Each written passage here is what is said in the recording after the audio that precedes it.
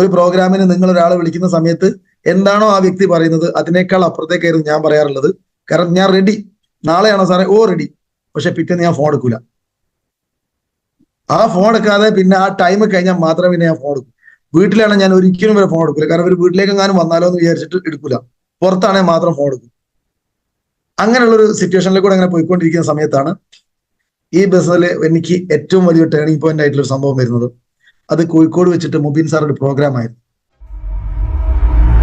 പല ആളുകളും നമ്മൾ ബിസിനസ് പറയുന്ന സമയത്ത് ആളുകൾ ഒരു തെറ്റായ ചിന്ത ഉണ്ടാവാറുണ്ട്. എനിക്ക് ഒരുപാട് കഴിവുള്ള ആളാണ്, ഞാനൊരു വലിയ സംഭവം, ഞാൻ എത്രയോ ആളുകൾ എനിക്ക് പരിചയമുണ്ട്, ഒരുപാട് ബിസിനസ് ചെയ്ത വ്യക്തിയാണ്, അപ്പൊ ഞാൻ പെട്ടെന്ന് ഒരു 100 ആളെ ഒന്നിച്ച് കൊണ്ടുവന്നിട്ട് ഈ ബിസിനസ് ഡെവലപ്പ് ചെയ്യാം എന്ന് ആഗ്രഹിക്കുന്ന ഒരുപാട് പേരുണ്ട്. അവരെ പറഞ്ഞിട്ട് കാര്യമില്ല. കാരണം അവർക്ക് ഇതിന്റെ സിസ്റ്റം അറിയില്ല. അവർ ഉദ്ദേശിക്കുന്നത് എത്രയും പെട്ടെന്ന് ഫാസ്റ്റ് ആയിട്ടുള്ള വലിയൊരു അച്ചീവ്മെന്റ്. പക്ഷെ അവിടെ ഒരിക്കലും മൈ ലൈഫ് സ്റ്റൈൽ അങ്ങനെ വിജയിപ്പിച്ചെടുക്കാൻ നിങ്ങൾക്ക് കഴിയില്ല. നിങ്ങൾ കാണേണ്ടത് ഓരോ വ്യക്തികളാണ്. ഈ ബിസിനസ്സിൽ സക്സസ് ആവാത്ത ആളുകളിൽ 90% ചെയ്യുന്ന ഫോൾട്ട് ഞാൻ പറഞ്ഞുതരാം. എന്താന്ന് വെച്ച് കഴിഞ്ഞാൽ ലിസ്റ്റ് മേക്കിംഗ് ആണ്. 100 പേരുടെ ലിസ്റ്റ് ചെയ്യാൻ പറയുന്ന സമയത്ത് ചെയ്യാത്ത ആളുകളുണ്ടല്ലോ, അവർ ഒരിക്കലും സക്സസ് ആകാൻ പോകുന്നില്ല. ഞാൻ എൻ്റെ ഏറ്റവും അടുത്ത ബന്ധുവിനെ ഞാൻ ലിസ്റ്റ് ചെയ്യുന്ന സമയത്ത് ഞാൻ മനസ്സിലാക്കുകയാണ് ഇദ്ദേഹം ഒരിക്കലും മൈ ലൈഫ് ചെയ്യാൻ പോകുന്നില്ല. കാരണം ഞാൻ പല കാര്യങ്ങൾ പറഞ്ഞിട്ടും ഇദ്ദേഹം ഏറ്റെടുത്തിട്ടില്ല. മൈ ലൈഫ് സ്റ്റൈലിനെ കുറിച്ച് ഞാൻ ഒരു സൂചന കൊടുത്ത സമയത്ത് എന്നോട് പറഞ്ഞത് ഇതൊന്നും ശരിയാവില്ല എന്ന് പറഞ്ഞ ആളാ.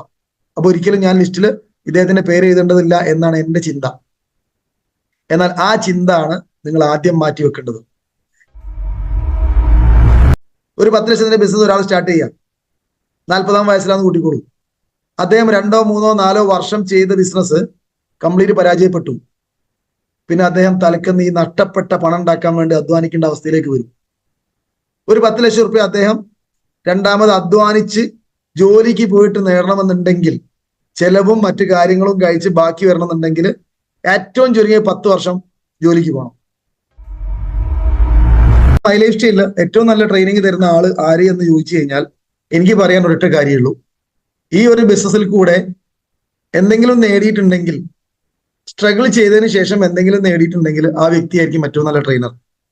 കാരണം പിന്നിട്ട വഴികൾ പറയുന്ന സമയത്ത് കേൾക്കുന്ന ആൾക്ക് ഏതെങ്കിലും രീതിയിലുള്ള ഒരു മോട്ടിവേഷൻ ആവുന്നുണ്ട് എങ്കിൽ അദ്ദേഹം ഒരു മികച്ച ട്രെയിനറാണ്. അല്ലാതെ നിങ്ങൾ ട്രെയിനിങ്ങിന് ക്ലാസ്സിന് പോവേ അതിനെക്കുറിച്ച് കൂടുതൽ റെഫർ ചെയ്യേ ഒന്നുമല്ല ശരിക്കും ഇതിനകത്ത് വേണ്ടത്. ഒരു സാധാരണക്കാരനായിട്ടുള്ള വ്യക്തി അസാധാരണക്കാരനായിട്ട് മാറുന്നുണ്ടെങ്കിൽ, അത് മൈ ലൈഫിൽ കൂടെ സംഭവിക്കുന്നുണ്ടെങ്കിൽ അദ്ദേഹമായിരിക്കും ഏറ്റവും നല്ല ട്രെയിനർ. അപ്പൊ നമുക്കറിയാം ഉമർ ഉസ്താദ് എൻ്റെ ഓർഗനൈസേഷൻ ഫണ്ടിലുള്ള ഒരു വ്യക്തിയാണ്. ഒരു വളരെ സാധാരണക്കാരനായിട്ടുള്ള ഒരു ഉസ്താദ്. അദ്ദേഹം ഇന്ന് വലിയ മാറ്റങ്ങളിലേക്ക് പോയിക്കൊണ്ടിരിക്കുകയാണ്. അപ്പൊ അദ്ദേഹത്തിനെ കേൾക്കാൻ ഇന്ന് എന്നേക്കാൾ ആളുകൾ ഉണ്ടാവും. കാരണം അദ്ദേഹത്തിന്റെ മാറ്റങ്ങൾ എന്നേക്കാൾ ഫാസ്റ്റ് ആണ്. ഓക്കെ, അപ്പൊ ഞാൻ എൻ്റെ കാര്യത്തിലേക്ക് കിടക്കാം.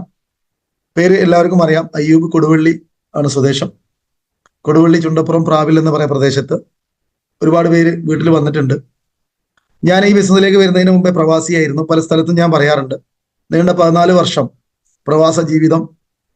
അതിനുശേഷമാണ് ഈ ഒരു ബിസിനസ്സിലേക്ക് യാദൃശ്ചികമായിട്ടാണ് ഈ ബിസിനസ്സിലേക്ക് വന്നിട്ടുള്ളത്.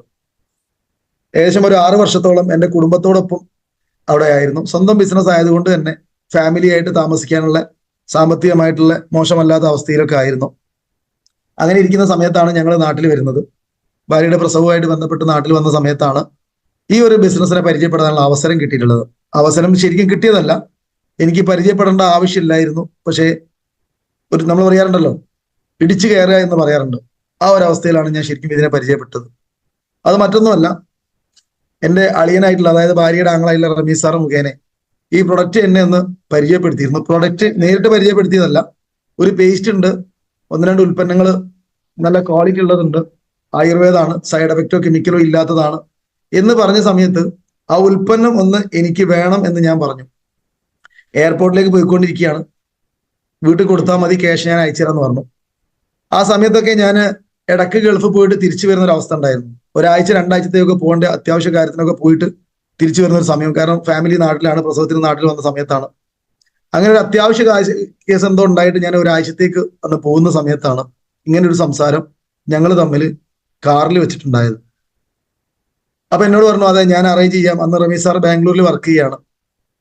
അങ്ങനെ ഞാൻ നാട്ടിൽ വന്നതിന് ശേഷം എന്നെ ഒരു വ്യക്തി വിളിക്കുന്നു. എന്നോട് പറയാണ് ഇങ്ങനെ പേസ്റ്റും ഒന്ന് രണ്ട് ഉൽപ്പന്നങ്ങളും റമീസ് സാറ് പറഞ്ഞിട്ടുണ്ടായിരുന്നു, അത് തരാൻ വേണ്ടിയിട്ടാണ്. നിങ്ങൾ എവിടെയാണ് ഉള്ളതെന്ന് ചോദിച്ചു. ഞാൻ പറഞ്ഞു ഞാൻ വീട്ടിലില്ല, ഞാൻ പുറത്താണ്. നിങ്ങൾ കൊടുവള്ളിയിലുള്ള ഏതെങ്കിലും ഒന്ന് രണ്ട് ഷോപ്പ് പറഞ്ഞു കൊടുത്തു, അവിടെ എവിടെയെങ്കിലും കൊടുത്താൽ മതി, ഞാൻ അവിടെ നിന്ന് കളക്ട് ചെയ്തോളാം എന്ന് പറഞ്ഞു. അപ്പൊ എന്നോട് ഈ വ്യക്തി പറയാണ്, അല്ല നേരിട്ടൊന്ന് കാണേണ്ടിയിരുന്നോ, അതായിരുന്നു നല്ലതെന്ന് പറഞ്ഞു. ഞാൻ പറഞ്ഞു നിങ്ങൾ നാളെ വൈകിട്ട് വരൂ, നാളെ വൈകിട്ട് ഞാൻ നാട്ടിലുണ്ടാവും എന്ന് പറഞ്ഞു. അങ്ങനെ പിറ്റേന്ന് വൈകിട്ട് എനിക്ക് കോളൊന്നും വന്നില്ല. അതിന്റെ പിറ്റേ ദിവസം എന്നെ വിളിച്ചപ്പോൾ ഞാൻ പറഞ്ഞു ഇന്നും ഞാൻ നാട്ടിലില്ല, നിങ്ങൾ ഞാൻ പറഞ്ഞിട്ട് എവിടെയെങ്കിലും കൊടുക്കുക, അതല്ലെങ്കിൽ നിങ്ങളുടെ സ്ഥലം എവിടെയാന്ന് വെച്ചപ്പോൾ എന്നോട് പറഞ്ഞു പൂനൂരാണെന്ന് പറഞ്ഞു. ഞാൻ പറഞ്ഞു നിങ്ങൾ താമരശ്ശേരിയിലോ പൂനൂരിലോ എവിടെ കൊടുത്താലും കുഴപ്പമില്ല, ഞാൻ അവിടെ നിന്ന് വാങ്ങിക്കോളാം. അപ്പൊ എന്നെ കാണണം നിർബന്ധമാണ് എന്നുള്ളൊരു കാര്യം പറഞ്ഞ സമയത്ത് എനിക്ക് എന്തോ, ചില ആളുകൾ നമ്മൾ അങ്ങനെ റിജക്ട് ചെയ്യാറുണ്ടല്ലോ, ഇതിലെന്തോ ഒരു അപകടം ഉള്ളതുപോലെ ഒരു തോന്നൽ.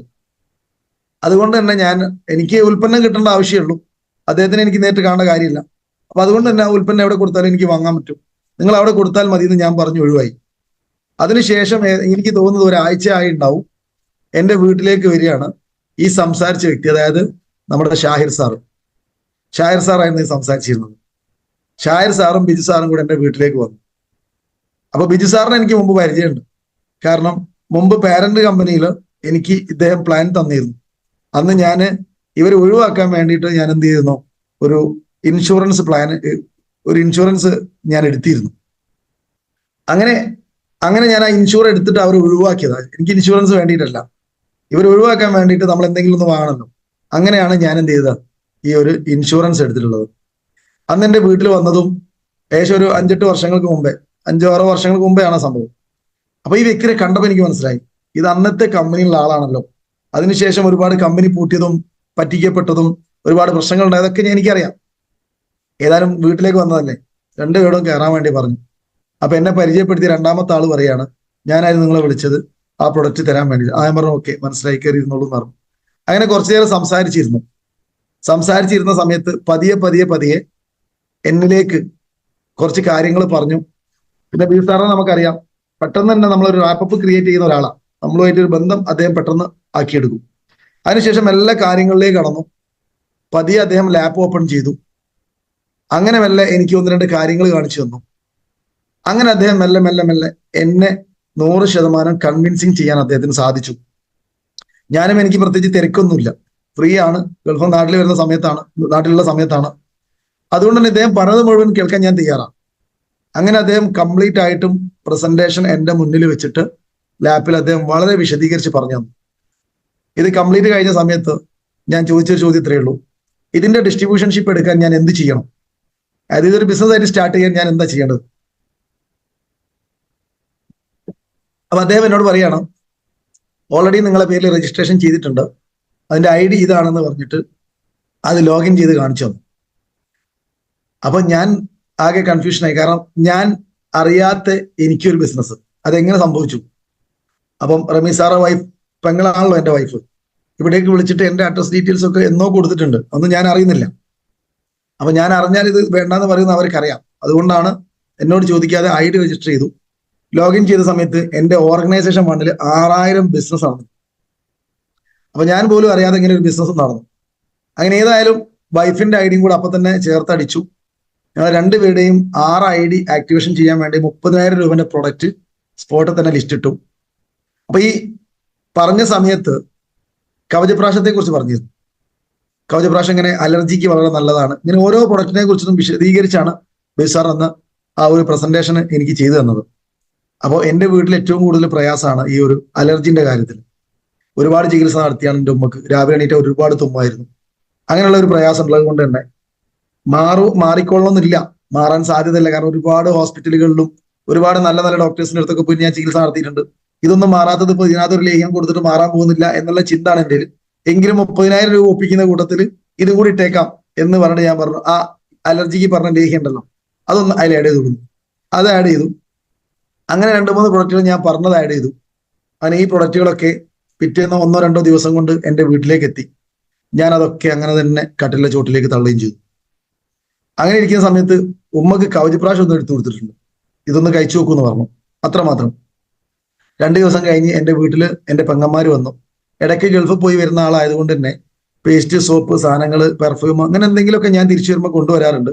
അത് അവർ വീട്ടിൽ വന്നിട്ട് എടുത്ത് കൊണ്ടുപോകാറുണ്ട്. അപ്പൊ എന്നോട് ചോദിച്ചു, നീ പ്രാവശ്യം വന്നിട്ട് പേസ്റ്റ് എന്ത് കൊണ്ടുവന്നിട്ടുണ്ടോ എന്ന് ചോദിച്ചു.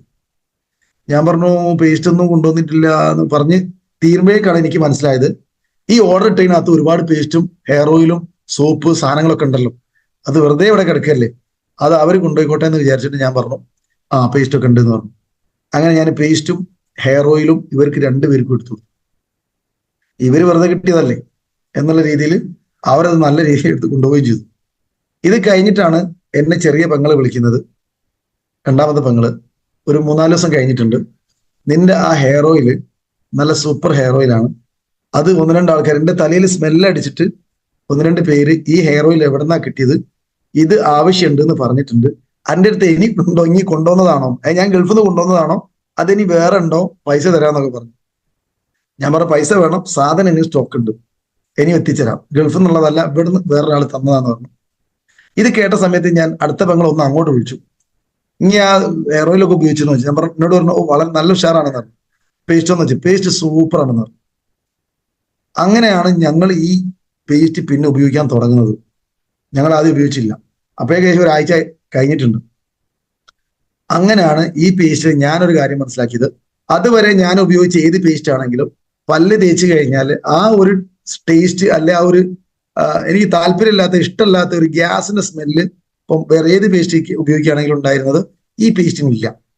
അപ്പൊ ഞാൻ എൻ്റെ ഒരു തെറ്റിദ്ധാരണ, ഏത് പേസ്റ്റ് ഉപയോഗിച്ചാലും ആ പേസ്റ്റ് ഉപയോഗിച്ച് നമ്മൾ ശരിക്കും മൗത്ത് വാഷ് ചെയ്ത് കവിള് തുപ്പി കഴിഞ്ഞാലും ആ ഒരു സ്മെല്ലും ടേസ്റ്റും നിലനിൽക്കാറുണ്ട്. നമ്മൾ അടുത്ത ചായ കുടിക്കുന്ന സമയത്തോ കാപ്പി കുടിക്കുമ്പോൾ നമ്മൾക്ക് ഏറ്റവും ആദ്യം വരുന്നത് ഈ ഒരു ടേസ്റ്റ് ആയിരുന്നു. അതെനിക്ക് ഇഷ്ടവുമല്ലായിരുന്നു. പക്ഷെ ഏത് പേസ്റ്റ് മാറി തേച്ചിട്ടും എനിക്ക് അതിനൊരു മോചനം ഉണ്ടായില്ല. അവിടെയാണ് നമ്മളെ ഹെർബൽ പേസ്റ്റ് ആ ഒരു പ്രയാസം ഉണ്ടായിരുന്നില്ല, എനിക്ക് വളരെ സ്മൂത്ത് ആയിട്ട് അനുഭവപ്പെട്ടു. അതിനുശേഷമാണ് എൻ്റെ വീട്ടിലെ ഈ ഫസ്റ്റ് റിസൾട്ട് എന്ന് പറയുന്ന ഈ കവചപ്രാശത്തിന്റെ അലർജിന്റെ റിസൾട്ട് വന്നിട്ടുള്ളത്. ഓക്കെ, ഇതാണ് എൻ്റെ മൈ ലൈഫിലേക്ക് എൻട്രി ആവാനുള്ള ഫസ്റ്റ്. അപ്പൊ ഞാൻ ഈ പ്രൊഡക്റ്റ് എടുത്തൊക്കെ റമീസാർ എന്തെങ്കിലും ആവട്ടെ എന്ന് വിചാരിച്ചാണ് ആദ്യം 30,000 പ്രൊഡക്റ്റ് എടുത്തത്. ഇതൊക്കെ കേട്ട സമയത്തും ബിസിനസ് ആയിട്ട് ചെയ്യണം താല്പര്യമില്ലായിരുന്നു. അങ്ങനെ ആ സമയത്തൊക്കെ തന്നെ റമീ സാറും അതേപോലെ ഷാഹിർ സാറും ബിജു സാറൊക്കെ എന്നെ വിളിക്കും. അന്ന് ബിജു സാറും ഷാഹിർ സാറും ആണ് നാട്ടിലുള്ളത്, റമീ സാർ ബാംഗ്ലൂരാണ്. എന്നെ നിരന്തരം വിളിക്കുന്ന സമയത്തൊക്കെ ഞാൻ ഓ റെഡി, വരാന്ന് പറയും. ഒരു പ്രോഗ്രാമിന് നിങ്ങൾ ഒരാളെ വിളിക്കുന്ന സമയത്ത് എന്താണോ ആ വ്യക്തി പറയുന്നത് അതിനേക്കാൾ അപ്പുറത്തേക്കായിരുന്നു ഞാൻ പറയാറുള്ളത്. കാരണം ഞാൻ റെഡി, നാളെയാണോ സാറേ, ഓ റെഡി. പക്ഷെ പിറ്റേന്ന് ഞാൻ ഫോൺ എടുക്കൂല. ആ ഫോൺ എടുക്കാതെ പിന്നെ ആ ടൈം കഴിഞ്ഞാൽ മാത്രമേ പിന്നെ ഞാൻ ഫോൺ എടുക്കൂ. വീട്ടിലാണ് ഞാൻ ഒരിക്കലും വരെ ഫോൺ എടുക്കില്ല. കാരണം ഒരു വീട്ടിലേക്ക് എങ്ങാനും വന്നാലോ എന്ന് വിചാരിച്ചിട്ട് എടുക്കൂല. പുറത്താണെങ്കിൽ മാത്രം ഫോൺ എടുക്കും. അങ്ങനെയുള്ളൊരു സിറ്റുവേഷനിൽ കൂടെ അങ്ങനെ പോയിക്കൊണ്ടിരിക്കുന്ന സമയത്താണ് ഈ ബസ്സിൽ എനിക്ക് ഏറ്റവും വലിയ ടേണിംഗ് പോയിന്റ് ആയിട്ടുള്ള ഒരു സംഭവം വരുന്നത്. അത് കോഴിക്കോട് വെച്ചിട്ട് മുബീൻ സാർ ഒരു പ്രോഗ്രാം ആയിരുന്നു. ഇവര് സാധാരണ എല്ലാ പ്രോഗ്രാമും വിളിക്കുന്നത് പോലെ എന്നെ ഈ പ്രോഗ്രാമിനെ വിളിച്ചു. വിളിച്ച പാടെ റെഡി എന്ന് ഞാനും പറഞ്ഞു. അങ്ങനെ പറഞ്ഞാലേ പിന്നെ കാര്യമുള്ളൂ. അങ്ങനെ ആ പ്രോഗ്രാമിൽ ഞാൻ റെഡി എന്ന് പറഞ്ഞു. കോഴിക്കോട് വെച്ചിട്ടാണ്. അദ്ദേഹം വലിയ ലീഡറാണ് പോലും. നമുക്ക് എല്ലാവരും കണക്കാന്നുള്ള രീതിയിലാണ് ഞാൻ കാണുന്നത്. എല്ലാവരും വലിയ ലീഡർമാർ തന്നെയാണ്. അപ്പൊ അതുകൊണ്ട് പ്രത്യേകിച്ച് നമുക്ക് വേറൊരു വലിയ ലീഡർ എന്നുള്ളതിനെ കുറിച്ച് നമുക്ക് ചിന്തിച്ചിട്ട് പോലുമില്ല. അങ്ങനെ കോഴിക്കോട് വെച്ചൊരു പ്രോഗ്രാമാണ്, ഓക്കെ റെഡി എന്നൊക്കെ പറഞ്ഞ് ഞാൻ, അവർക്കറിയാം ഞാൻ വരില്ല. കാരണം അതിനു മുമ്പേ വിളിച്ച് ഓരോ പ്രോഗ്രാമും വിളിക്കുന്ന സമയത്ത് ഞാൻ റെഡിയാണ്, ഒന്നിനും പോകാറില്ല. അങ്ങനെ ആ പ്രോഗ്രാമിന്റെ ദിവസമാണെന്നൊന്നും എനിക്കറിയില്ല. രാവിലെ 7 മണിയാകുമ്പോഴേക്ക് 7-7:30 മണിയായിട്ട് ഉണ്ടാവും റമീ സാറ് എൻ്റെ വീട്ടിൽ. രാവിലെ 7:30 മണിയാകുമ്പോഴേക്ക് ബാംഗ്ലൂരിൽ നിന്ന് ആള് ബസ് കയറി വന്നതാണ് ഈ പ്രോഗ്രാമിന് പോകാൻ വേണ്ടിയിട്ട്. അപ്പോഴാണ് പ്രോഗ്രാം അന്നാന്ന് പോലും ഞാൻ അറിയുന്നത്. വേഗം ഞാൻ കുളിച്ച് ഫ്രഷായി ഞങ്ങൾ രണ്ടുപേരും ഒന്നിച്ച് ചായ കുടിച്ചു, കോഴിക്കോട്ടേക്ക് വിട്ടു. അപ്പൊ ഞാൻ ചെയ്തൊരു പണി ഉണ്ടായിരുന്നു. എൻ്റെ ഒരു ബന്ധു പെരിന്തൽമണ്ണ മൗലാന ഹോസ്പിറ്റലിൽ അഡ്മിറ്റ് ആണ്, അന്ന് ഡിസ്ചാർജ് ആവും. അപ്പൊ എന്നോട് അവൻ ചോദിച്ചിട്ടുണ്ടായിരുന്നു തലേന്ന്, നിനക്ക് വരാൻ പറ്റുമെന്ന്. ഞാൻ പറഞ്ഞു ഓരോ തിരക്കിലൊക്കെ ആയിരിക്കും, ആരെങ്കിലും ഉണ്ടെന്ന് നീ ആരെങ്കിലും വിളിച്ചോ, പറ്റിയാൽ ഞാൻ വരാമെന്ന് മാത്രം പറഞ്ഞു. അവൻ പറഞ്ഞു ആയിക്കോട്ടെ നോക്കട്ടെ, അനിയനോ വേറെ ആരൊക്കെ ഉണ്ട്, അങ്ങനെയാണെങ്കിൽ ഞാൻ അവരാരെങ്കിലും വിളിച്ചു നോക്കാമെന്നും പറഞ്ഞു. റമീസ് സാർ വന്നതിന് ശേഷം ഞാൻ ഈ വ്യക്തിനെ അങ്ങോട്ട് വിളിച്ചു. ഞാൻ പറഞ്ഞു ഉച്ചയ്ക്ക് ഞാൻ വരാമെന്ന്, നിന്നെ കൂട്ടാൻ. കാരണം ഇവിടെ നിന്ന് ഇറങ്ങാനുള്ള ഒരു കാരണം. അങ്ങനെ ഞാൻ റമീസ് സാർ അടുത്ത് പറയുകയാണ്, എനിക്ക് ഉച്ചക്ക് പെരിന്തൽമണ്ണ ഹോസ്പിറ്റലിൽ പോകണം, ഒരാൾ ഡിസ്ചാർജ് ആവുന്നുണ്ട്, ആളെ കൂട്ടാൻ ഞാൻ നേരത്തെ ഏറ്റുപോയതാണെന്ന് പറഞ്ഞു. അങ്ങനെ ഏതായാലും കോഴിക്കോട് പ്രോഗ്രാമിലേക്ക് എത്തി. അവിടെ ഫീസ് കൊടുത്തു. നോക്കുന്ന സമയത്ത് ഞാൻ ഒരു കാര്യം മനസ്സിലാക്കി, വയനാട് നിന്നൊക്കെ എത്രയോ ബസ് വന്നിട്ടുണ്ട് പ്രോഗ്രാം കേൾക്കാൻ വേണ്ടിയിട്ട്. ഹാള് ഓൾമോസ്റ്റ് ഞങ്ങൾ ഇരുന്ന് ഒരു 10-20 മിനിറ്റ് ആകുമ്പോഴേക്ക് ഫുള്ളായി. അപ്പൊ ഇതൊരു ചെറിയ പരിപാടിയല്ല. 500 രൂപ ഫീസ് ഉണ്ട്, വിത്ത് ഫുഡ് വേണമെന്ന് എന്നോട് പറഞ്ഞു. അത് പേയ്മെന്റ് ചെയ്താൽ നമ്മൾ കയറുന്നത്. അവിടെ വെച്ച് ഞാൻ മനസ്സിലാക്കിയ ഒരു കാര്യമുണ്ട്. മുബീൻ മുഹമ്മദ് പറഞ്ഞൊരു വ്യക്തി, ഞാൻ എൻ്റെ ലൈഫിൽ എന്തെല്ലാം ആഗ്രഹങ്ങൾ ആഗ്രഹിച്ചിട്ടുണ്ടോ അത് മുഴുവനും സാധിപ്പിച്ച ഒരു വ്യക്തിയായിട്ട് എനിക്ക് എൻ്റെ മുന്നിൽ കാണാൻ പറ്റിയത്. ഒരു സാധാരണ വ്യക്തിക്ക് ഇത്രയേറെ കാര്യങ്ങൾ ചെയ്തു തീർക്കാൻ പറ്റിയിട്ടുണ്ടെങ്കിൽ, അതും ഈ അവസരത്തിൽ ചെയ്യാൻ പറ്റിയിട്ടുണ്ടെങ്കിൽ, ഇത് തീർച്ചയായിട്ടും അങ്ങനെ ഒഴിവാക്കേണ്ട ഒരു ബിസിനസ് അല്ല എന്ന് എൻ്റെ മൈൻഡ് സെറ്റിലേക്ക് വരികയും എൻ്റെ ഏറ്റവും അടുത്ത സുഹൃത്തുക്കളിലേക്ക് ഇത് എത്തിക്കണം എന്ന് ആഗ്രഹിക്കുകയും പിന്നീട് എനിക്കൊരു നഷ്ടബോധം ഉണ്ടായത് ആ പെരിന്തൽമണ്ണ ഹോസ്പിറ്റലിൽ പോകേണ്ട കാര്യമായിരുന്നു. കാരണം എനിക്ക് വീണ്ടും പ്രോഗ്രാം കേൾക്കേണ്ടിയിരുന്നു. പക്ഷെ ഞാൻ ഏറ്റുപോയത് കൊണ്ട് ഉച്ചയ്ക്ക് ഇറങ്ങേണ്ടി വന്നു. അങ്ങനെ ഞാൻ പെരിന്തൽമണ്ണ പോയി തിരിച്ചു വന്നു. എന്റെ സുഹൃത്തുക്കൾ എടുത്ത് പറഞ്ഞു, അവരാരും ഈ ബിസിനസ് ഏറ്റെടുക്കാൻ തയ്യാറായില്ല. കേട്ടപാടെ ഞാൻ ഫോണിൽ കൂടെ പറഞ്ഞപ്പം എന്തോ വലിയ കാര്യമാണ് അവർ വിചാരിച്ചു. എന്നോട് കേൾക്കണമെന്ന് പറഞ്ഞു. രാത്രി ഞാൻ ഈ ബിസിനസിനെ കുറിച്ച് പറഞ്ഞ സമയത്ത് എന്നോട് പറഞ്ഞത് തട്ടിപ്പാണ്, അപ്പടിയാണ്, കൊപ്പടിയാണ്, ചുരുക്കി പറഞ്ഞാൽ എന്നെ നെഗറ്റീവാക്കി. അന്ന് നിർത്തി പോകേണ്ടിയിരുന്ന എന്നെ ഞാൻ ഷായർ സാർ ഒരു കോൾ ചെയ്തു.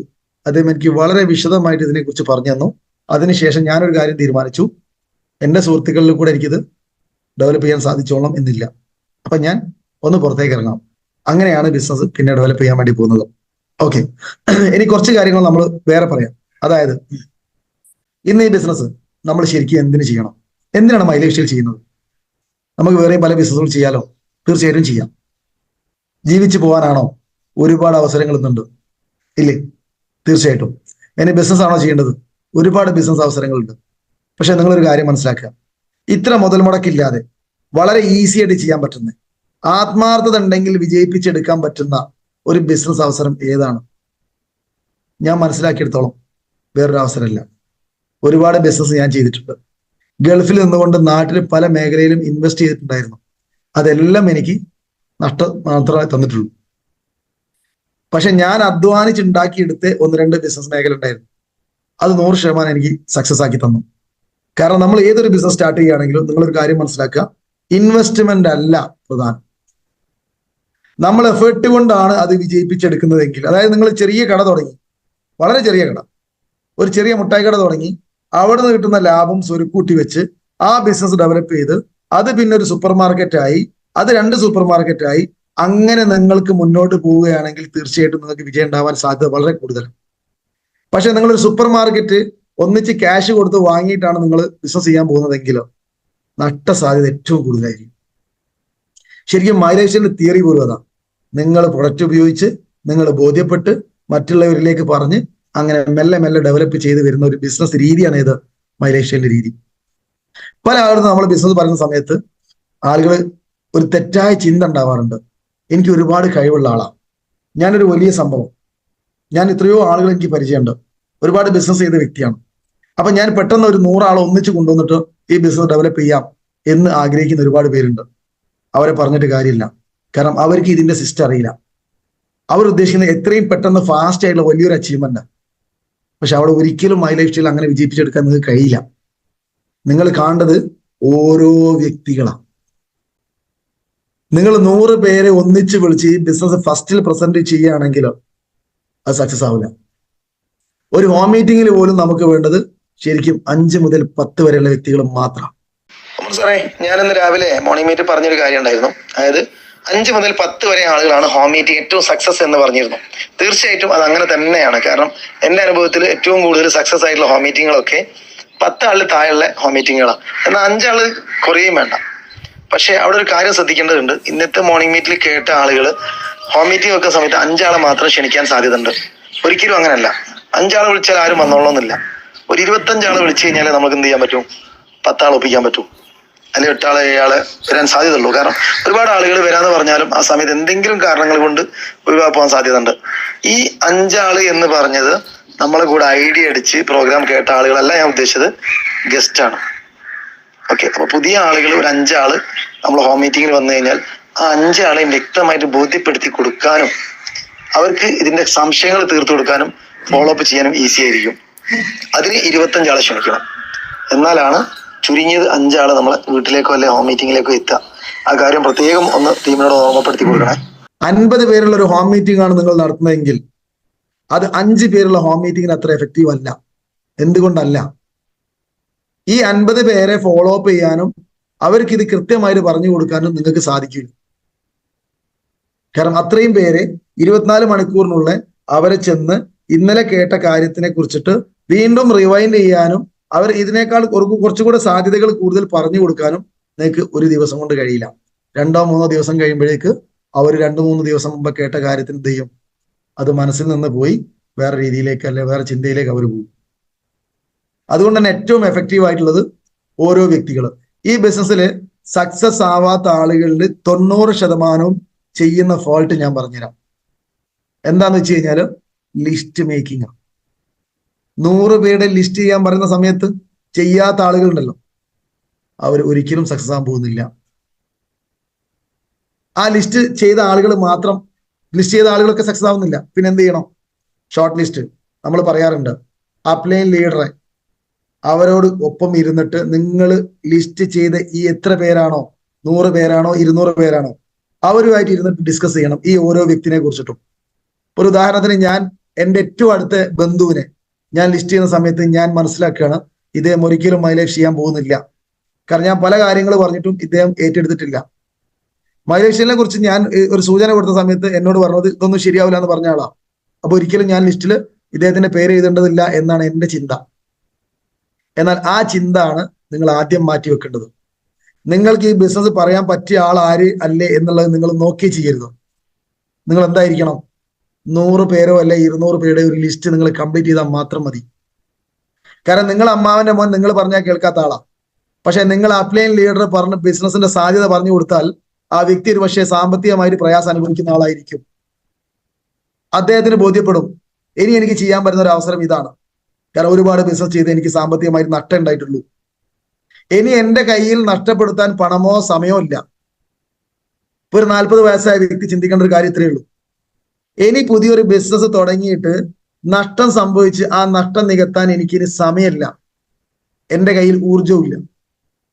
ഒരു 10 ലക്ഷത്തിന്റെ ബിസിനസ് ഒരാൾ സ്റ്റാർട്ട് ചെയ്യാം, 40-ആം വയസ്സിലാന്ന് കൂട്ടിക്കോളൂ. അദ്ദേഹം 2-3-4 വർഷം ചെയ്ത ബിസിനസ് കംപ്ലീറ്റ് പരാജയപ്പെട്ടു. പിന്നെ അദ്ദേഹം തലക്കുന്ന ഈ നഷ്ടപ്പെട്ട പണം ഉണ്ടാക്കാൻ വേണ്ടി അധ്വാനിക്കേണ്ട അവസ്ഥയിലേക്ക് വരും. ഒരു 10 ലക്ഷം റുപ്യ അദ്ദേഹം രണ്ടാമത് അധ്വാനിച്ച് ജോലിക്ക് പോയിട്ട് നേടണമെന്നുണ്ടെങ്കിൽ, ചെലവും മറ്റു കാര്യങ്ങളും കഴിച്ച് ബാക്കി വരണമെന്നുണ്ടെങ്കിൽ ഏറ്റവും ചുരുങ്ങിയ 10 വർഷം ജോലിക്ക് പോകണം. 10 പോരാ. ഇന്നൊക്കെ നമ്മൾ കിട്ടുന്ന വരുമാനം നമ്മൾ നോക്കുകയാണെങ്കിൽ കിട്ടുന്നതിൽ 3/4 ഭാഗവും ചെലവായി 1/4 ഭാഗം പോലും സേവ് ചെയ്യാൻ പറ്റാത്ത അവസ്ഥയിലാണ് നമ്മൾ മുന്നോട്ട് പോയിക്കൊണ്ടിരിക്കുന്നത്. അപ്പൊ അവിടെ നമ്മൾ ഒരു കാര്യം മനസ്സിലാക്കുക, നഷ്ടപ്പെടുത്താൻ നമ്മളെ മുന്നിൽ ഇനി സമയമില്ല, ആരോഗ്യവും ഇല്ല. അപ്പൊ നമ്മൾ എവിടെ ഇൻവെസ്റ്റ് ചെയ്യണം, എന്ത് ചെയ്യണം എന്ന് ചിന്തിച്ച് വേണം ഇപ്പോഴത്തെ കാലഘട്ടത്തിൽ ബിസിനസ് ചെയ്യാൻ. ഞാൻ എൻ്റെ ഒരു ഓർഗനൈസേഷനിൽ ഉമർ സാറെ ജോയിൻ ചെയ്യിച്ചു, അല്ലെങ്കിൽ അദ്ദേഹത്തിനെ കണ്ടു, അദ്ദേഹം എൻ്റെ കൂടെ അസോസിയേറ്റ് ചെയ്തു. ഇന്ന് അദ്ദേഹം എനിക്ക് ഓർഗനൈസേഷൻ 1 അദ്ദേഹം മുഖേന വന്നിട്ടുള്ളത് ഏകദേശം 6 കോടിക്കടുത്ത് ബിസിനസ്സാണ്. 6 കോടി ബിസിനസ് വോളിയം. 6 കോടി എന്ന് പറയുമ്പോൾ ക്യാഷ് ആയിട്ട് എത്ര ഉണ്ടാവും നിങ്ങൾക്ക് അറിയാം? 8 കോടിയാണ് അല്ലെ? 75% ബിസിനസ് വോളിയം. 8 കോടിന്റെ ബിസിനസ് കച്ചവടം കൊണ്ടു തന്നത് ഒരു വ്യക്തി, ആ വ്യക്തിയിൽ കൂടെ വന്ന ബിസിനസ്. അപ്പൊ ശരിക്കും ആ വ്യക്തി ഒരു വ്യക്തി മാത്രമാണോ? അല്ല. നമ്മൾ കാണേണ്ടത് ഈ മൈലേജ് ബിസിനസ്സിലേക്ക് വരുന്ന ഒരാള്, അദ്ദേഹം ഒരു മാൻ പവർ അല്ല, അത് ഒരുപാട് ആളായിട്ട് മാറും. ഒരു വ്യക്തി ഒരു ഇൻഡസ്ട്രി ആയിട്ട് മാറും നമ്മൾ കണ്ടത്. അതായത് നിങ്ങളുടെ നാട്ടിലുള്ള ഒരു ഹൈപ്പർ മാർക്കറ്റ്, സൂപ്പർ മാർക്കറ്റ്, അല്ലെങ്കിൽ ചെറുകിട വ്യവസായ സ്ഥാപനങ്ങൾ ഉണ്ടല്ലോ, ചെറിയ മാനുഫാക്ചറിങ് യൂണിറ്റുകളൊക്കെ, അവിടെ 3 വർഷം കൊണ്ട് 8 കോടിന്റെ ടേൺ ഓവർ ഉണ്ടാവില്ല. നിങ്ങൾ അവിടെ സംസാരിച്ചു നോക്കൂ. 3 വർഷം കൊണ്ട് 8 കോടിന്റെ കച്ചവടം ഉണ്ടാവുക എന്ന് പറഞ്ഞു കഴിഞ്ഞാൽ അത്യാവശ്യം മോശമില്ലാത്ത, അത്യാവശ്യം ഒരു ഫാക്ടറി ആയിരിക്കണം, അല്ലെ വൻകിട ഒരു ബിസിനസ് സ്ഥാപനമായിരിക്കണം. അവിടെ പോലും ഇന്നത്തെ അവസ്ഥയിൽ 3 വർഷം കൊണ്ട് 8 കോടിന്റെ സെയിൽസ് ഉണ്ടാവാൻ സാധ്യത വളരെ കുറവാണ്. അവിടെയാണ് ഒരു വ്യക്തിയിൽ കൂടെ 8 കോടിന്റെ ടേൺ ഓവർ വന്നിട്ടുള്ളത്. അപ്പൊ നമ്മൾ ഏതൊരു വ്യക്തിനെയും മൈലേഷ്യയിലേക്ക് കൊണ്ടുവരുന്ന സമയത്ത് നിങ്ങൾ മനസ്സിലാക്കേണ്ട ഒരു കാര്യത്തിലേ ഉള്ളൂ, ഇദ്ദേഹത്തിൽ കൂടെ വലിയൊരു ടേൺ ഓവർ സാധ്യത നമ്മൾ എപ്പോഴും പ്രതീക്ഷിക്കണം. ഉമർ സാനെ പരിചയപ്പെടുത്തിയത് അദ്ദേഹത്തിന്റെ മരുമകനായിരുന്നു. മരുമകന് ഈ മൈലൈഫിൽ അന്ന് ഉണ്ടായിരുന്നു. ആള് വളരെ ഒരു വളരെ സൗമ്യമായിട്ട് സംസാരിക്കുന്ന, അങ്ങനെ വളരെ ഒരു ആക്റ്റീവ് അല്ലാത്ത ഒരു വ്യക്തിത്വമാണ് അദ്ദേഹം. ഇടയ്ക്ക് എന്നോട് ഹെയർ ഓയിൽ, ഒരു പേസ്റ്റ്, അങ്ങനെ ചെറിയ ചെറിയ സാധനങ്ങൾ 500 രൂപക്ക് പോലും പലപ്പോഴും തികയാത്ത അവസ്ഥയിലാണ് അദ്ദേഹം വാങ്ങിക്കാറുണ്ടായിരുന്നത്. അദ്ദേഹത്തിനെ പിടിച്ചിരുത്തി ഞാൻ ലിസ്റ്റ് ചെയ്തതിന്റെ റിസൾട്ടാണ് എന്ത്? ഉമർ സാർ അദ്ദേഹത്തിനെ ഇരുത്തി 50 പേരെ ലിസ്റ്റാണ് ഞാൻ ജയിച്ചത്. ഞങ്ങൾ രണ്ടുപേരും ഇരുന്നു. എനിക്ക് ഓർമ്മ ശരിയാണ്, ചിലപ്പോൾ പക്ഷേ ഷാഹിർ സാറും ഉണ്ടാവാം. അദ്ദേഹത്തിനെ കൊണ്ട് ലിസ്റ്റ് ചെയ്യിച്ചു. അന്ന് അദ്ദേഹം എന്നോട് പറയാണ്, കുറച്ച് പേരെ ലിസ്റ്റ് ചെയ്ത സമയത്ത് എന്നോട് പറഞ്ഞു, അമ്മോച്ചനുണ്ട്, അമ്മോച്ചന് ഒരുപാട് ആളുകളൊരു ഭയങ്കര ബന്ധമുണ്ട്, പക്ഷെ ആൾ ഒരിക്കലും ഈ ബിസിനസ് ചെയ്യൂല. ഞാൻ പറഞ്ഞു, നിങ്ങൾ ലിസ്റ്റ് ചെയ്യും, നമുക്ക് നോക്കാം. നിങ്ങൾ അവിടെ പോകുന്ന സമയത്ത് കുറച്ച് കാര്യങ്ങളൊക്കെ ഒന്ന് പറഞ്ഞുകൂടി, ബാക്കി നമുക്ക് ഒരു ചാൻസ് കിട്ടുകയാണെങ്കിൽ എന്നെ വിളിച്ചാൽ മതി, നമുക്ക് എന്ത് ചെയ്യാം, അദ്ദേഹമായിട്ട് ഇരുന്ന് സംസാരിക്കാം. ആ വ്യക്തിയാണ് ഇന്ന് മല പോലെ ഒരു ഭാഗം ബിസിനസ് വോളിയം കയറ്റിയിട്ട് ഒരുപാട് അച്ചീവേഴ്സിനെ ക്രിയേറ്റ് ചെയ്തു. അദ്ദേഹം ചെയ്തോ എന്നുള്ളതല്ല, അദ്ദേഹത്തിന് കിട്ടുമോ എന്നുള്ളതല്ല, ഒരുപാട് സാധാരണക്കാരിലേക്ക് അസാധാരണപരമായിട്ടുള്ള മാറ്റങ്ങൾ കൊണ്ടുവരാൻ അദ്ദേഹത്തിന് സാധിച്ചു എന്നുള്ളതാണ്. അതാണ് ഈ ലിസ്റ്റിന് ഏറ്റവും വലിയ പ്രധാനം. നമ്മൾ പറയുന്ന ആള്, നമ്മൾ ഉദ്ദേശിക്കുന്ന ആൾ ഇത് ചെയ്തോളണമെന്നില്ല. പക്ഷെ അതിൽ എ കാറ്റഗറി വ്യക്തികളെ നമ്മൾ എന്ത് ചെയ്യാം, അപ്ലൈൻ ലീഡേഴ്സുമായിട്ട് ഒന്നിച്ച് പോകും. നിങ്ങളായിട്ട് ബിസിനസിന്റെ ഒരു ഇൻട്രൊഡക്ഷൻ കൊടുക്കാൻ പാടില്ല. നിങ്ങൾ ഈ ബിസിനസ് അദ്ദേഹത്തിന്റെ ഫോണിൽ കൂടെ പറഞ്ഞ്, ഞാൻ ഇങ്ങനെ ഒരു ബിസിനസ് ഉണ്ട്, ഞാൻ അങ്ങോട്ട് വരാം സംസാരിക്കാം എന്ന് പറഞ്ഞു കഴിഞ്ഞാൽ അത് അവിടെ ഫ്ലോപ്പാണ്. കാരണം അദ്ദേഹം കാണുന്നത് നിങ്ങൾ അദ്ദേഹത്തിന് എവിടെയോ കൊടുക്കാൻ വേണ്ടി കൊണ്ടുപോകുക.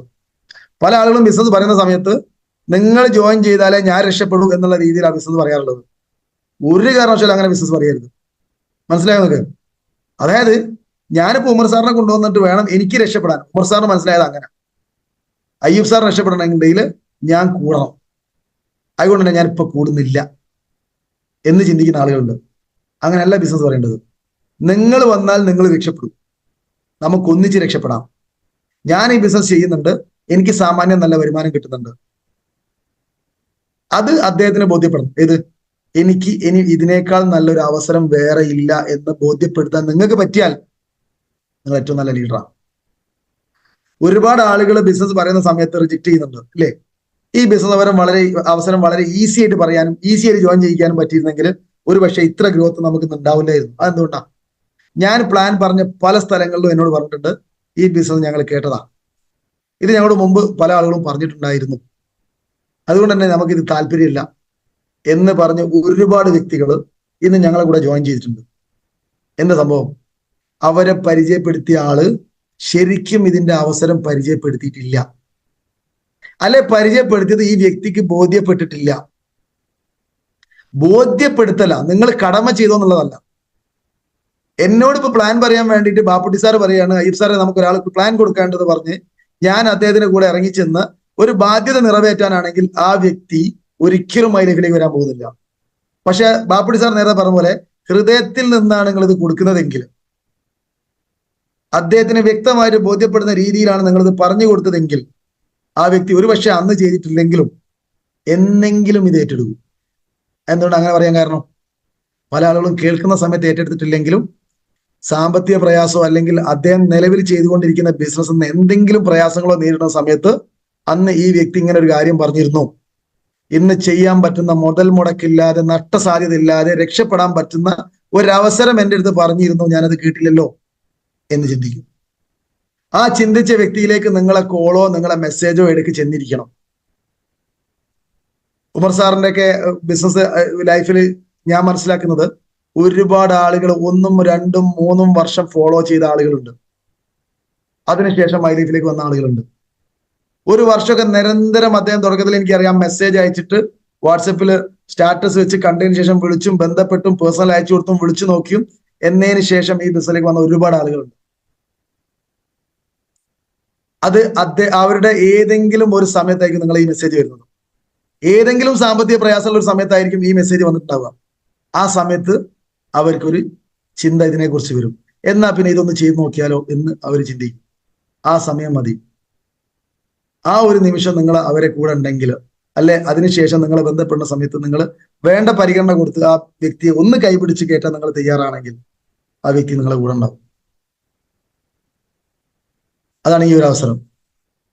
അതേപോലെ ഏറ്റവും വലിയൊരു പ്രയാസം, അപ്പൊ ഞാൻ പറഞ്ഞത് ബിസിനസ് പറയുന്ന ആള് ടീമില്ലാത്ത ആളുകൾ, നിങ്ങൾക്ക് ടീം ഉണ്ടാവാതിരിക്കാനുള്ള ഏറ്റവും പ്രധാന കാരണം ഒന്ന് ലിസ്റ്റ് മേക്കിംഗ്, ഷോർട്ട് ലിസ്റ്റിംഗ്. ആ വ്യക്തികളെ പോയി കണ്ടു തീർന്നിട്ടുണ്ടോ? ഇല്ല. പിന്നെ നിങ്ങൾക്ക് എങ്ങനെ ടീമില്ല എന്ന് പറയാൻ പറ്റും? നിങ്ങളെ കയ്യിലുള്ള നിങ്ങളുടെ ഡയറിയിൽ ഫസ്റ്റ് പേജിൽ അല്ലെ രണ്ടാമത്തെ പേജിൽ ഈ 100 പേരുടെ ലിസ്റ്റ് വേണം. നിങ്ങൾ മറയ്ക്കുന്ന സമയത്ത് ഇടയ്ക്കിടയ്ക്ക് കാണണം. ലിസ്റ്റ് ചെയ്യുന്ന സമയത്ത് ഒരു പക്ഷേ 100 പേരെ ലിസ്റ്റ് ചെയ്യാൻ നിങ്ങൾക്ക് കഴിഞ്ഞില്ല എന്ന് വരും. 50 പേരെ ലിസ്റ്റ് ചെയ്ത സമയത്ത് നിങ്ങൾ ആ പേനയും ഡയറിയും നിങ്ങൾക്ക് ഏറ്റവും എളുപ്പത്തിൽ കിട്ടുന്ന സ്ഥലത്ത് വെക്കണം. നിങ്ങളെ മൈൻഡിലേക്ക് ഏത് സമയത്തും ഒന്നോ രണ്ടോ വ്യക്തികളെ പേര് വരാം. ആ സമയത്ത് അത് ഫില്ല് ചെയ്യണം. രാത്രി കിടക്കുന്ന സമയത്ത് കിടക്കേണ്ട എടുത്ത് വെക്കണം ഈ ഡയറി. ഏത് സമയത്താണോ വീണ്ടും ആളുകളുടെ പേര് മനസ്സിലേക്ക് വരുന്നത് ആ വ്യക്തികൾ അതിൽ എഴുതി വെക്കണം. ഏറ്റവും ബിസിനസ്സിന് സാധ്യത ഉള്ളത് പിന്നീട് നിങ്ങളെ മനസ്സിലേക്ക് വരുന്ന ഈ വ്യക്തിയാണ്. കാരണം നിങ്ങൾ ഏറ്റവും സ്യൂട്ടായിട്ടുള്ള ഒരാളെ അന്വേഷിക്കുന്ന സമയത്താണ് ഈ പേര് മൈൻഡിലേക്ക് വന്നിട്ടുള്ളത്. ആ വ്യക്തികളെ നിങ്ങൾ ഏറ്റവും പരിഗണന കൊടുക്കണം. നമ്മളെ ഈ സലീൽ മാത്യു സാർ ഒരു കാര്യം പറഞ്ഞിരുന്നു. നിങ്ങൾ 10 പേരോട് ബിസിനസ് പറഞ്ഞിട്ടുണ്ടെങ്കിൽ അതിൽ 7 പേരും ആവശ്യക്കാരാന്ന് പറഞ്ഞിട്ടുണ്ടായിരുന്നു. അത് ഞാൻ പല സ്ഥലത്തും പറഞ്ഞിട്ടുണ്ട്. എങ്ങനെയാ 7 പേരും ആവശ്യക്കാരാവുന്നത്?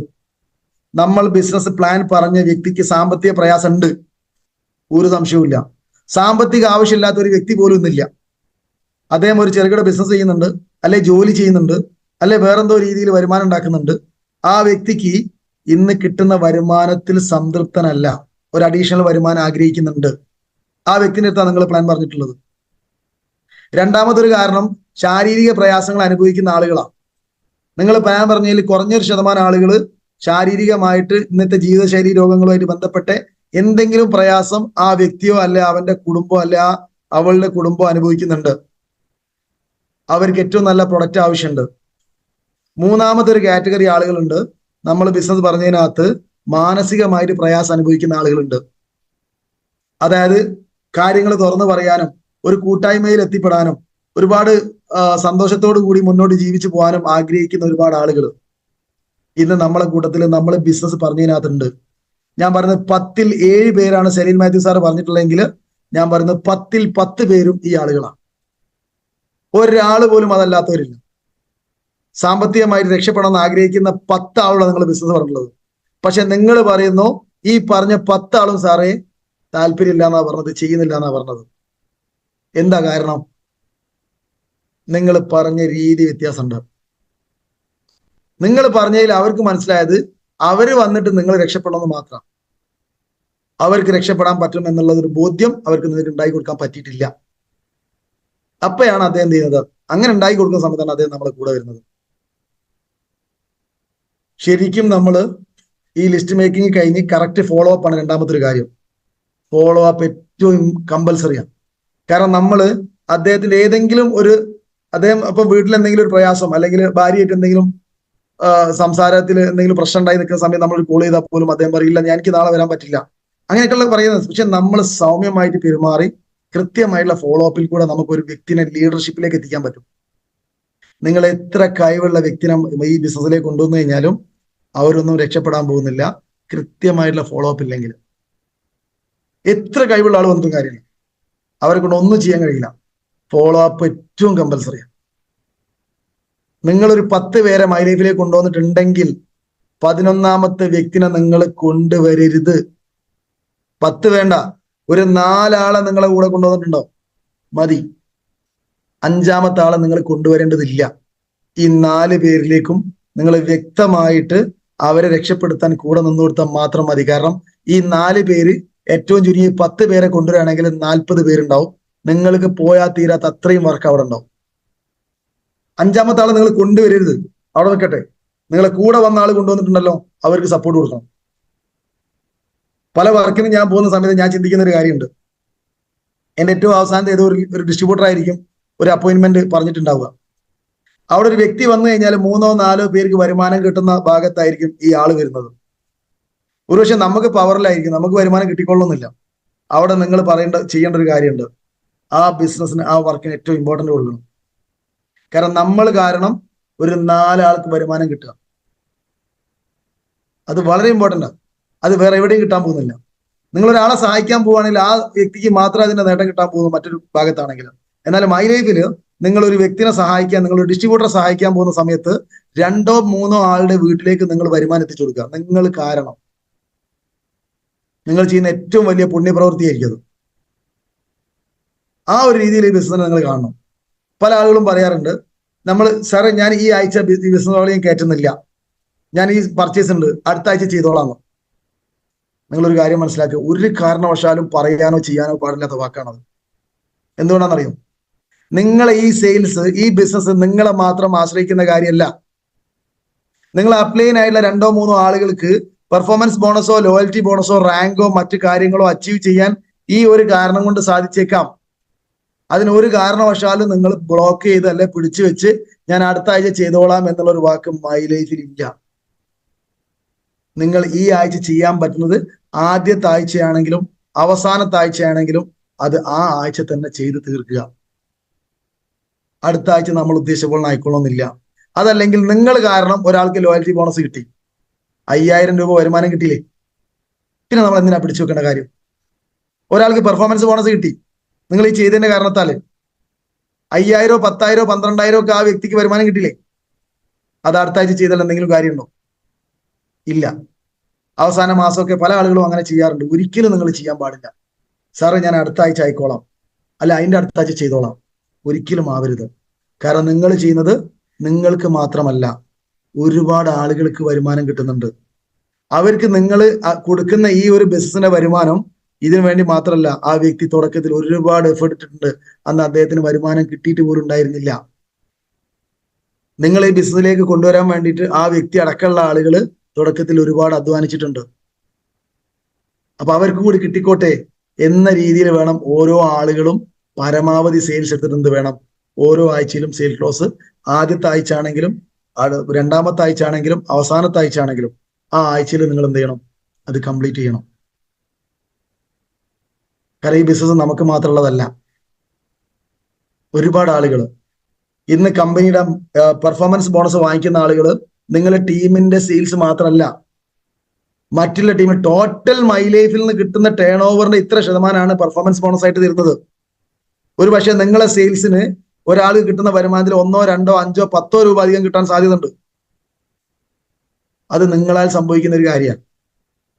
നമ്മൾ ആദ്യം ചിന്തിക്കേണ്ടത് നമ്മൾ മാത്രമല്ല. നിങ്ങൾ മൈ ലൈഫിൽ ഏറ്റവും നല്ല ലീഡർ ആവണമെന്നുണ്ടെങ്കിൽ നിങ്ങൾ ആദ്യം മാറ്റി വെക്കേണ്ടത് ഞാൻ രക്ഷപ്പെടണം എന്നുള്ള ചിന്ത അല്ല, ഞാൻ രക്ഷപ്പെടുന്നതോടൊപ്പം ഒരുപാട് പേര് രക്ഷപ്പെടണം എന്നുള്ള ചിന്ത നിങ്ങൾക്ക് ഉണ്ടെങ്കിൽ മാത്രമേ നിങ്ങളൊരു സക്സസ്ഫുൾ ബിസിനസ്മാൻ അല്ലെങ്കിൽ മൈ ലൈഫ് സ്റ്റൈലിൽ ഒരു സക്സസ്ഫുൾ ലീഡർ ആവുന്നുള്ളൂ. ആ ഒരു ചിന്ത മാറ്റി വെക്കണം. ഒരു അച്ചീവ്മെന്റ് ഒരാൾ ഉണ്ടായി കഴിഞ്ഞാൽ അവിടെ ഒരു ലൈക്ക് ചെയ്യാനോ ഒരു കമന്റ് ചെയ്യാനോ ഒരു അഭിനന്ദിക്കാനോ നിങ്ങൾ തയ്യാറാവണം. ഞാനൊരു അച്ചീവ്മെന്റ് നേടിക്കഴിഞ്ഞു, എനിക്കൊരു മെസ്സേജ് വരികയാണ്, കൺഗ്രാജുലേഷൻസ് സർ. അല്ലെ ആ ഗ്രൂപ്പിൽ ഇപ്പൊ ബാപ്പുട്ടി സാർ അല്ലെ റഫീഖ് സാർ, ഉമർ സാർ, ഹുസൈൻ ഖാൻ, ആരെങ്കിലും ഒരാൾ ഒരു മെസ്സേജ് അയക്കുന്ന സമയത്ത് ഞാനത് കാണും. എനിക്കത് വളരെ സന്തോഷം ഉണ്ടാവും, മാനസികമായിട്ട് എന്നെ വളരെ സന്തോഷപ്പെടുത്തുന്നത്. പലപ്പോഴും നമ്മൾ ഒരുപാട് ആളുകൾ ഗ്രൂപ്പുകൾ കാണാറില്ല, തിരക്ക് കൊണ്ടൊക്കെ ആയിരിക്കും. പക്ഷെ നമ്മൾ കണ്ടതൊന്നും നമ്മൾ എന്ത് ചെയ്യാൻ പാടില്ല, ഒഴിവാക്കാൻ പാടില്ല. കാരണം ഞാൻ ഈ ബിസിനസ്സിൽ വന്ന സമയത്ത് കുറച്ച് കഴിഞ്ഞതിന് ശേഷം ഒരു വ്യക്തി സ്റ്റാർ റാങ്കിലേക്ക് എത്താൻ വേണ്ടി എന്നെ വിളിച്ചിരുന്നു. സാറേ എനിക്ക് സ്റ്റാർ റാങ്കിലേക്ക് ഇനി ഇത്ര വോളിയത്തിന്റെ കുറവുണ്ടെന്ന് സാർ ഒന്ന് ചെക്ക് ചെയ്ത് പറയുമെന്ന് വെച്ചു. അദ്ദേഹത്തിന് ഐ ഡി ചെക്ക് ചെയ്യാൻ അറിയില്ല. ഐ ഡി എനിക്ക് വിട്ടുവന്നു, ഞാൻ ചെക്ക് ചെയ്ത് പറഞ്ഞു 4000 ബിസിനസ് വോളിയം, 5500 ബിസിനസ് പർച്ചേസ് ചെയ്താൽ നിങ്ങൾക്ക് എന്ത് ചെയ്യാം, സ്റ്റാർ റാങ്കിൽ എത്താമെന്ന് പറഞ്ഞു. ഞാൻ അന്ന് DTC റാങ്കിലിട്ടാണ് ഉള്ളതെന്ന് എനിക്ക് തോന്നുന്നത്. ആ വ്യക്തി എന്നോട് പറയാണ്, രാവിലെ എത്ര മണിക്ക് കോഴിക്കോട് സ്റ്റോർ തുറക്കും എന്ന് ചോദിച്ചു. ഞാൻ പറഞ്ഞു 10 മണിക്ക് തുറക്കും. ഒരു 9 മണിയാകുമ്പോൾ പോയാൽ മതിയല്ലോ, എന്നാൽ അവിടെ എത്തില്ലോ എന്ന് പറഞ്ഞു. ഓക്കെ എന്ന് പറഞ്ഞു. ഈ വ്യക്തി സ്റ്റോറിൽ പോയിട്ട് എന്നെ വിളിക്കണം, സാർ ഞാൻ 6000 രൂപന്റെ പർച്ചേസ് ചെയ്തിട്ടുണ്ട്, സാർ ഒന്നുകൂടെ ഐ ഡി ഒന്ന് ചെക്ക് ചെയ്ത് നോക്കുന്നു. ഞാൻ ഐ ഡി ചെക്ക് ചെയ്ത് പറഞ്ഞു, അതെ നിങ്ങൾ സ്റ്റാർ ആയിട്ടുണ്ട്. ആ വ്യക്തി ഞങ്ങളൊരു പോസ്റ്റർ ഉണ്ടാക്കി ഗ്രൂപ്പിലൊക്കെ ഇട്ടു. അതിനുശേഷം ഞാൻ കാണുകയാണ് അദ്ദേഹത്തിന്റെ ഒരു സ്റ്റാറ്റസിൽ അദ്ദേഹത്തിന്റെ കുടുംബക്കാർ മുഴുവനും ഇദ്ദേഹം സ്റ്റാർ ആയ പോസ്റ്റർ വെച്ചിട്ടുണ്ട്. അപ്പൊ ഞാൻ അയാളൊരു സംസാരിച്ചു, എന്നോട് പറഞ്ഞു, അതെ ലൈഫിൽ ഇത്ര ഒരു സന്തോഷം ഉണ്ടായിട്ടില്ല. അദ്ദേഹം ഗവൺമെന്റ് ജോലിയിൽ നിന്ന് റിട്ടയർ ചെയ്ത ഒരാളാണ്.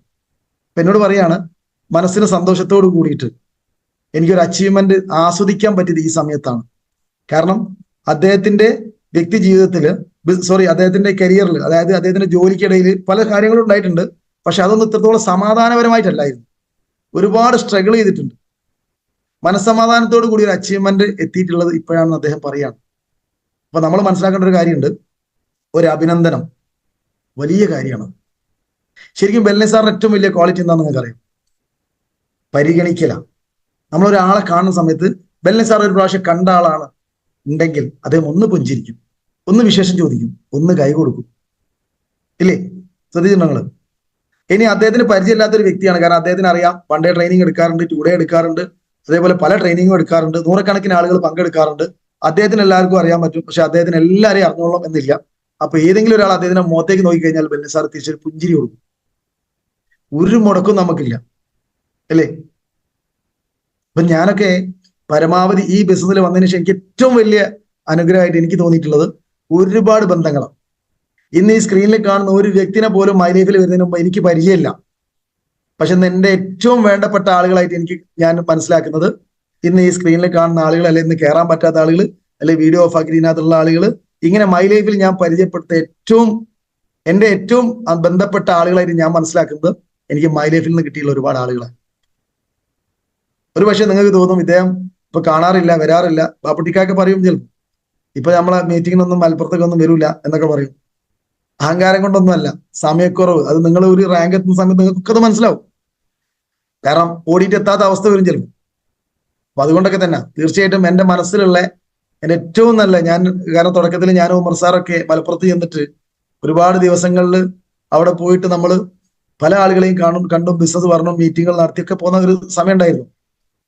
അന്ന് ഇത്രത്തോളം ഈ ബിസിനസ് പഠനം വന്നിരിക്കുന്ന സത്യം വേണമെങ്കിൽ എനിക്കും അത്ര ഒന്നും ഓർമ്മ ഉണ്ടായിരുന്നില്ല.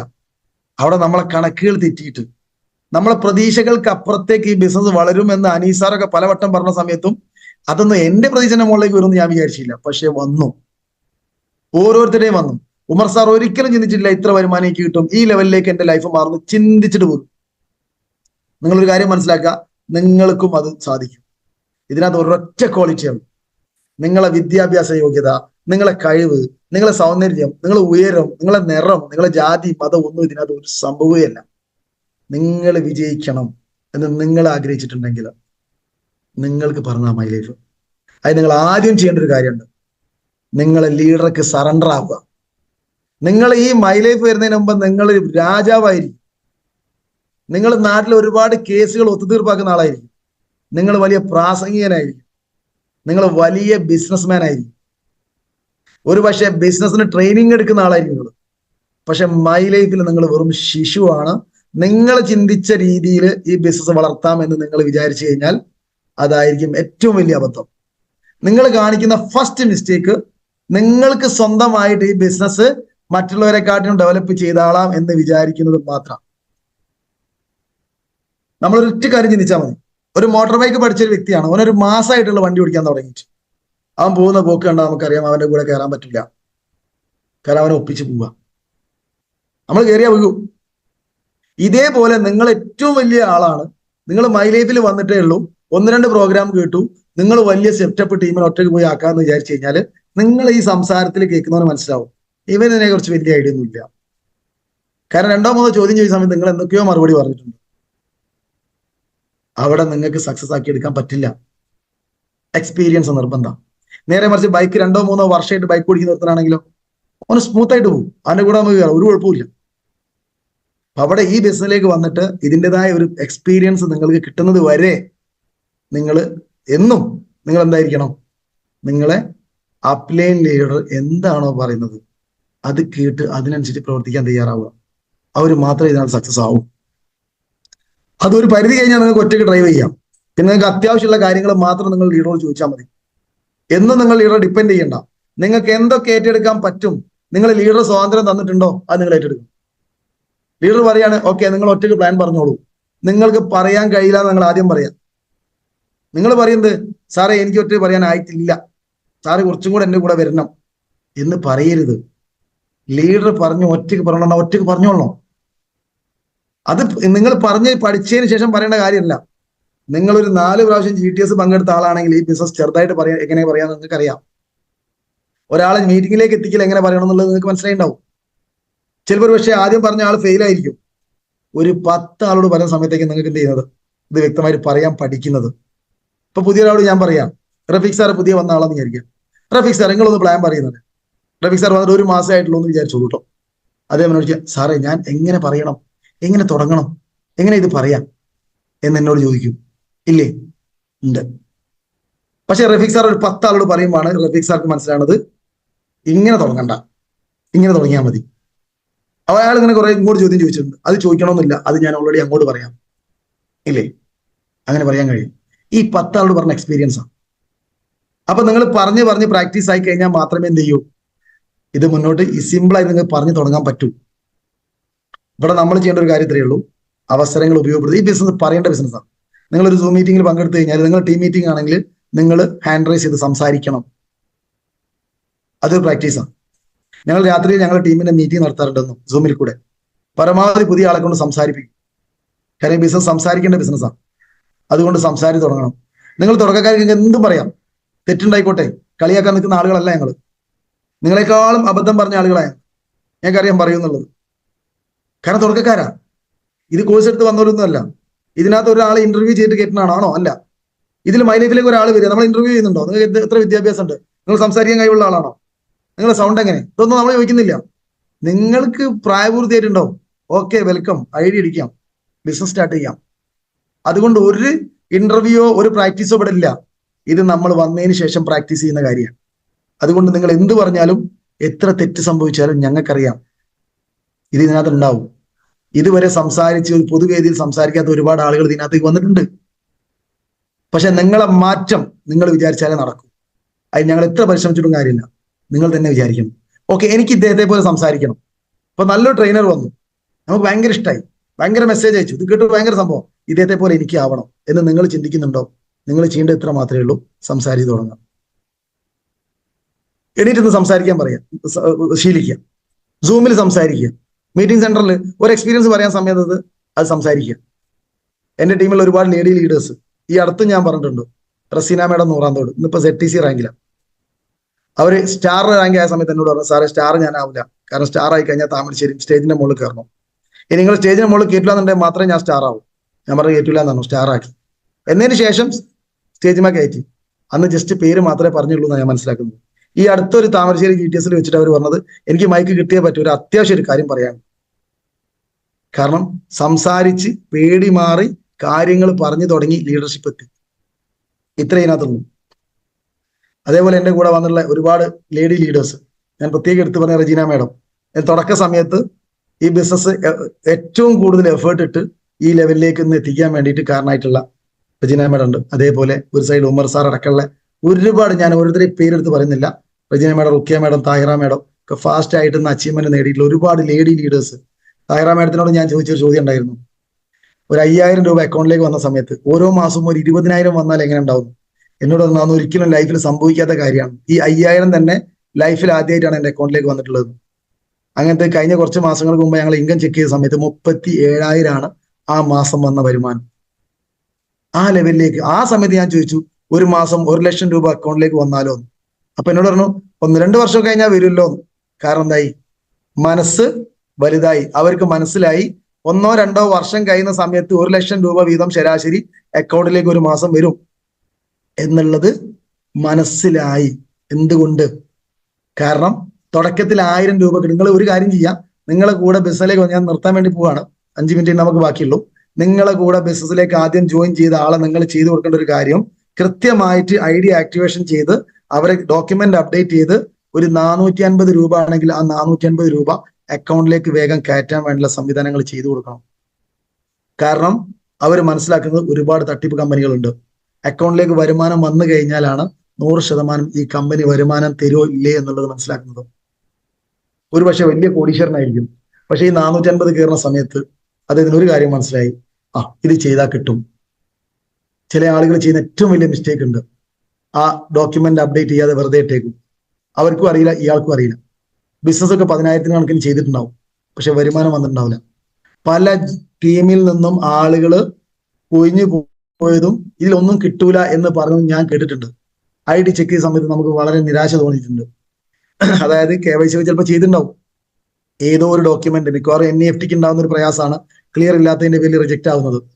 അതൊന്ന് ചെക്ക് ചെയ്തിട്ട് അതൊന്ന് ക്ലിയർ ചെയ്ത് കൊടുത്താൽ ആ വ്യക്തിക്ക് ആ വരുമാനം വരികയായിരുന്നു, ഈ കമ്പനിയിൽ അദ്ദേഹം നിലനിൽക്കുകയായിരുന്നു. അങ്ങനെ ഒരുപാട് പ്രയാസങ്ങൾ സംഭവിച്ചിട്ടുണ്ട്. അതൊന്ന് ലീഡേഴ്സ് ശ്രദ്ധിക്കാമെന്ന് മാത്രം അറിയിക്കുകയാണ്. കുറെ കാര്യങ്ങൾ ഞാൻ പറഞ്ഞിട്ടുണ്ട്, എന്തെല്ലാം പറഞ്ഞു എന്നുള്ളതിനെ കുറിച്ചിട്ട്. കാരണം നമ്മൾ ഈ ഒരു മോർണിംഗ് മീറ്റ് നമ്മളുടേതാണ്. എപ്പം വിളിച്ചു കഴിഞ്ഞാലും ഏത് സമയത്തും ഒരു പ്രാക്ടീസോ എക്സ്പീരിയൻസോ നടത്താതെ നമുക്ക് എന്ത് ചെയ്യാൻ പറ്റും? നിങ്ങളുമായിട്ട് സംസാരിക്കാൻ പറ്റും. അതിലൊരു കോൺഫിഡൻസ് നിങ്ങൾ തന്നെ എനിക്ക് തന്നിട്ടുണ്ട്. അതാണ് ഞാൻ ഇവിടെ പറഞ്ഞിട്ടുള്ളത്. അപ്പൊ എല്ലാ ആളുകൾക്കും വിജയങ്ങൾ നേരെയാണ്. കാരണം ഈ ഒരു ബിസിനസ് നമുക്കറിയാം, വെറും ഒരു വരുമാനം ഉണ്ടാക്കുന്ന മേഖല മാത്രമല്ല, എല്ലാ ആളുകളും ഒരു ആത്മബന്ധത്തോട് കൂടിയിട്ട് ബിസിനസ് ചെയ്യുന്ന ഒരു ഇൻഡസ്ട്രിയാണത്. അപ്പൊ അത് ചേർത്ത് പിടിക്കുക. ആ ബന്ധങ്ങൾ എന്നും നിലനിൽക്കട്ടെ. എല്ലാ ആളുകൾക്കും വളരെ വലിയ വിജയാശംസകൾ നേർന്നുകൊണ്ട് തൽക്കാലം ഞാൻ വിടവാങ്ങുകയാണ്. Thank you very much.